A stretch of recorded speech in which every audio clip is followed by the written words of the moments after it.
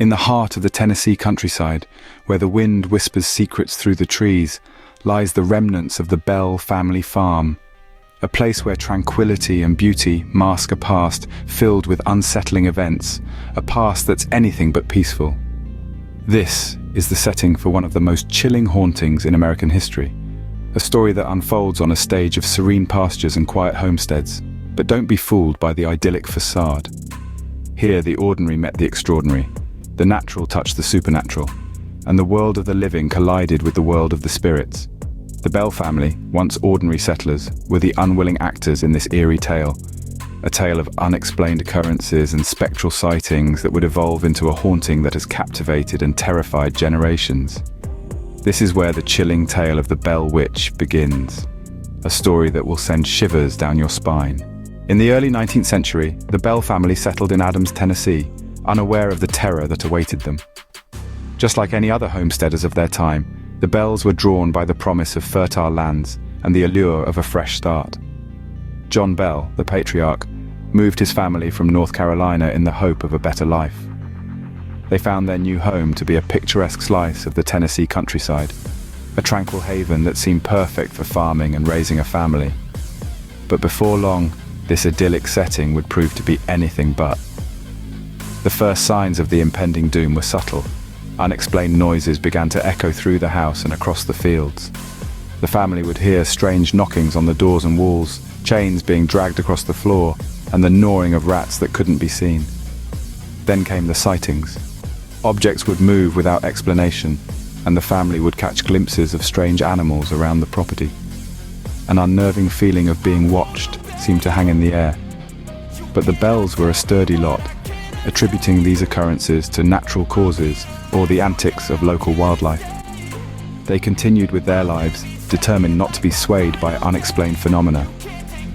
Little did they know, these were the first signs of the haunting that would terrorize the Bell family for years to come.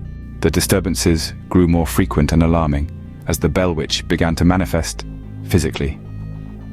A chill drew over the Bell homestead as the entity, once an unseen force, started to take on a physical form.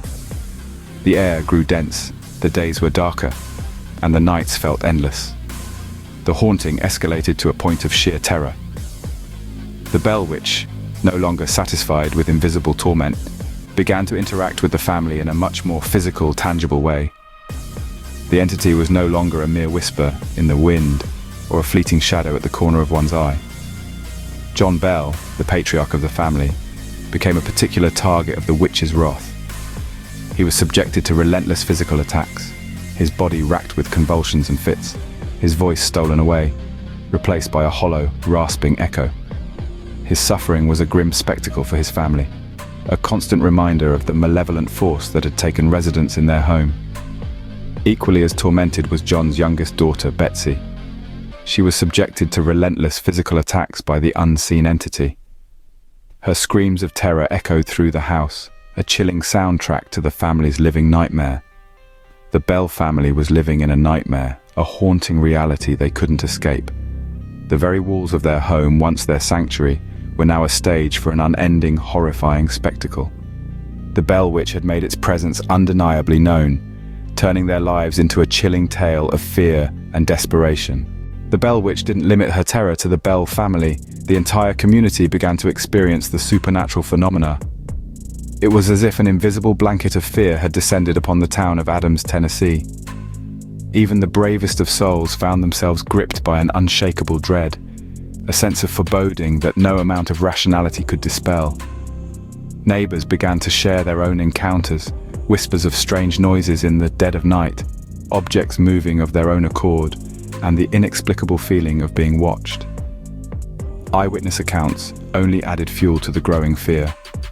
One local recounted hearing a disembodied voice singing hymns in the middle of the night, while another swore they saw a strange animal with glowing red eyes lurking in the shadows. As the weeks turned into months, more and more people came forward with their own tales of the Bell Witch's activities. Fear had woven its way into the very fabric of their daily lives. The Bell Witch had made her presence known far and wide, marking her territory with terror. The haunting reached its chilling climax with the mysterious death of John Bell. The year was 1820, and John Bell, the patriarch of the family, had been suffering from a mysterious illness.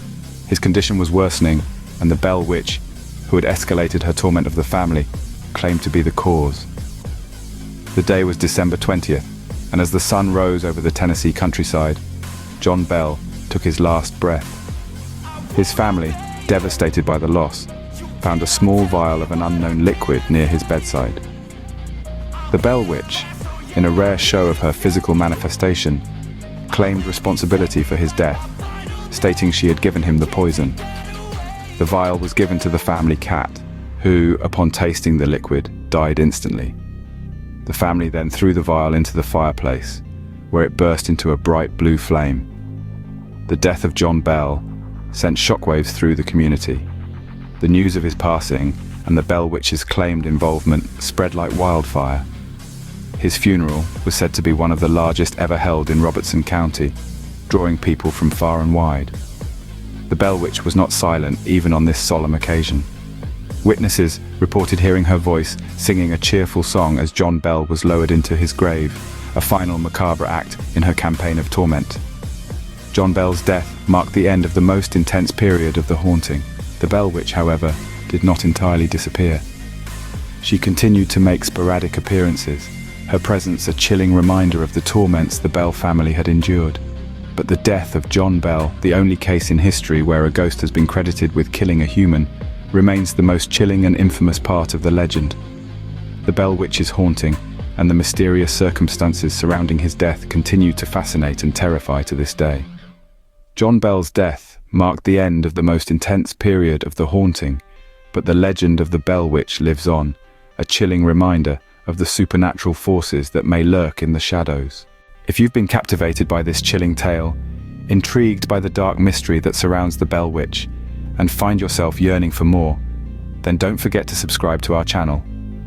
Your support helps us delve deeper into these fascinating stories, bringing you the most intriguing and spine-chilling tales from around the world. Lend us your hand by hitting the like button if you found this video interesting. It helps us understand what you enjoy and guides us in creating more content that you'll love. Stay tuned as we continue to explore the eerie, the uncanny, and the unexplained. Until our next encounter, keep the lights on, and remember, there's always more to the story.